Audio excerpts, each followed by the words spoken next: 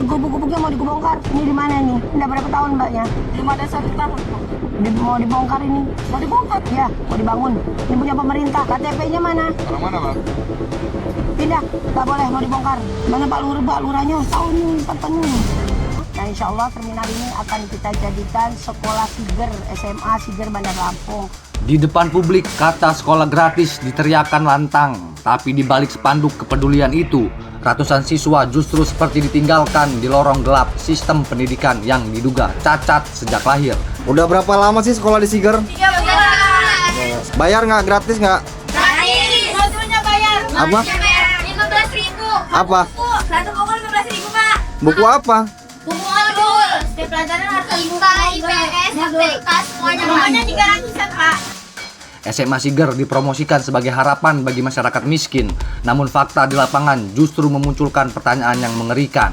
Bagaimana mungkin sekolah yang disebut milik rakyat itu diduga berjalan tanpa legalitas yang jelas, memakai gedung SMP, diajar guru SMP, siswa tidak punya NISN, tidak masuk Dapodik, tetapi dana APBD ratusan juta rupiah terus mengalir tanpa henti. Ini bukan lagi sekadar polemik pendidikan, ini mulai menyerupai potret arogansi kekuasaan yang merasa kebal terhadap aturan. Siswa-siswi yang datang dengan mimpi ingin sekolah gratis justru menghadapi kenyataan pahit. Buku modul harus bayar, tidak ada seragam putih abu-abu, tidak ada batik sekolah, tidak ada kegiatan ekstrakurikuler, tidak ada pelajaran komputer yang layak. Bahkan sebagian proses belajar tersebut masih menumpang di gedung SMP negeri. Baju olahraga dan batik ada nggak? Ada dia di rumah. Ada di rumah, cuman SMP doang gitu olahraganya. Kalau sini nggak ada. Dari Sigernya belum dikasih? Belum. Belum dikasih? Belum. Nah, ekstrakurikuler ada nggak? Nggak ada. Nggak ada? Iya. Belajar komputer nggak? Nggak. Belum pernah belajar komputer? Belum. Untuk ini Bu, untuk baju itu gimana? Kita beli sendiri apa dikasih? Ya, beli sendiri. Publik pun mulai bertanya, uang rakyat yang sudah digelontorkan itu sebenarnya habis untuk apa? Di saat mahasiswa, aktivis, hingga dinas terkait mulai bersuara meminta agar nasib siswa diselamatkan dan dipindahkan sekolah yang legal dan layak, respon yang muncul justru dinilai dingin. Tidak ada langkah tegas menghentikan polemik, tidak ada kejelasan perlindungan terhadap masa depan siswa.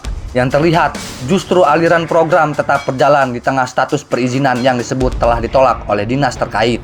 Tuntutan Aliansi Lampung Melawan memindahkan siswa-siswi SMA Siger Bandar Lampung ke SMA yang memiliki legalitas resmi dengan jaminan beasiswa. Semangat!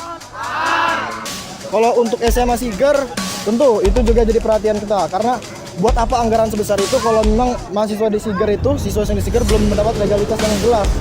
Itu jadi poin utama bagi kita semua juga. Kami menolak tegas memberikan rekomendasi SMA Siger terkait dengan izin operasionalnya apabila syarat-syaratnya belum dipenuhi.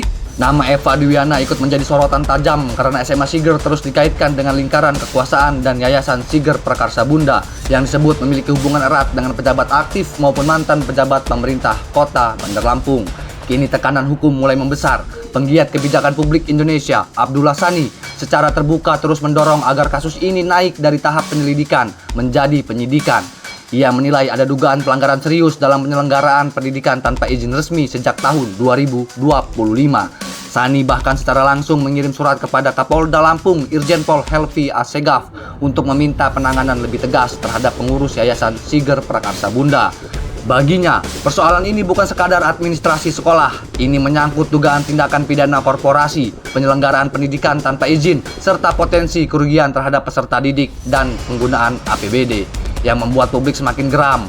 Berbagai dokumen disebut telah menunjukkan bahwa Dinas Pendidikan Provinsi Lampung pernah meminta agar SMA Siger tidak membuka penerimaan siswa baru sebelum izin pendirian resmi dikantongi. Tetapi aktivitas sekolah disebut tetap berjalan. Jika benar demikian, maka publik berhak bertanya dengan nada paling keras, siapa yang sebenarnya merasa paling berkuasa di balik SMA Siger sampai berani terus berjalan meski peringatan sudah keluar.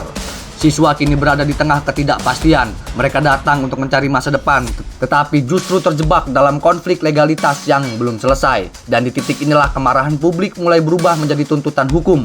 Sebab pendidikan bukan panggung pencitraan, pendidikan bukan proyek kekuasaan keluarga pejabat, dan anak-anak dari keluarga miskin bukan alat politik untuk membangun citra kepedulian di depan kamera. Jika benar sekolah ini sejak awal tidak memenuhi syarat legalitas, namun tetap dijalankan sambil menerima aliran dana negara, maka aparat penegak hukum dituntut membuktikan bahwa hukum masih lebih tinggi daripada kekuasaan. Namun satu hal sudah terlanjur meledak di ruang publik, kepercayaan masyarakat terhadap slogan sekolah gratis untuk rakyat miskin mulai runtuh ketika kenyataan di lapangan justru memperlihatkan siswa merasa tidak terurus, tidak terlindungi, dan seolah menjadi korban dari sistem yang dipaksa berjalan tanpa fondasi yang sah.